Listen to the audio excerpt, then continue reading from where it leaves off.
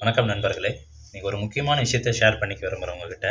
அதாவது ஆட்டிசம் குறைபாடு இருக்கும் இல்லைங்களா? மூளை வளர்ச்சி குன்றிய குழந்தைகள், குறைபாடு கம்மியா இருக்கிறவங்க, கொஞ்சம் பேர் வளர்ந்தும் இருப்பாங்க இல்லைங்களா? அவங்கள நிவர்த்தி ஆகுறதுக்கு ஒரு பரிகாரம் சொல்றேன். கண்டிப்பா கொஞ்சம் உங்களுக்கு தெரிஞ்சவங்களுக்கு ஷேர் பண்ணுங்க, சொல்லுங்க. ஏன்னா ஒரு கிளையண்ட் ஒருத்தருக்கு சொல்லியிருந்தோம். அது போயிட்டு நல்ல முறையா பண்ணாங்க. சரியாயிடுச்சு. ஃபோன் பண்ணி சொன்னாங்க. ரொம்ப சந்தோஷம். இந்த விஷயத்த மத்தவங்களுக்கு யாருக்காவது சொன்னா நடக்குமேன்ட்டு தான் இந்த விஷயத்த சொல்றோம். எத்தனையோ பேருக்கு சொல்லியிருக்கோம். போயிட்டு வந்து நல்ல சக்ஸஸா ஒருத்தர் சொல்லியிருக்காங்க இல்லைங்களா? அதனால தான் சொல்றோம்.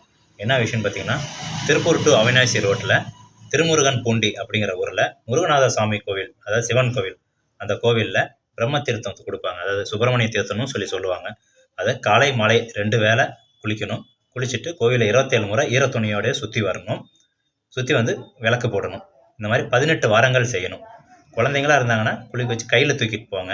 இல்ல கொஞ்சம் பெரியவங்களா நடப்பாங்கன்னா, நடக்க வச்சு கொஞ்சம் கூட்டிட்டு போங்க. ஏன்னா, அவங்களுக்கு கொஞ்சம் மூளை வளர்ச்சி கம்மியா இருக்குங்க இல்லையா? சில பேர் சொல்றத கேட்பாங்க. சில பேர் புரிஞ்சுக்க தெரியாது. அவங்கள அந்த மாரி கொஞ்சம் பண்ண வைங்க. கண்டிப்பா நிவர்த்தி ஆகும். மருத்துவத்தினால முடியாது, ஆன்மீகத்தினால முடியுமா அப்படின்னு பார்த்தா, இதில போய் மருத்துவமும், ஆன்மீகம் நம்ம போட்டி போட வேண்டாம். அந்த குழந்தைங்க சரியாகி நம்மள மாரி வாழ்க்கையில பெரிய ஆளுங்களா வந்தாச்சுன்னா, ரொம்ப சந்தோஷம் தான். இத ஷேர் பண்ணுங்க. இது தெரிஞ்சவங்களுக்கு சொல்லுங்க நண்பர்களே. நன்றி.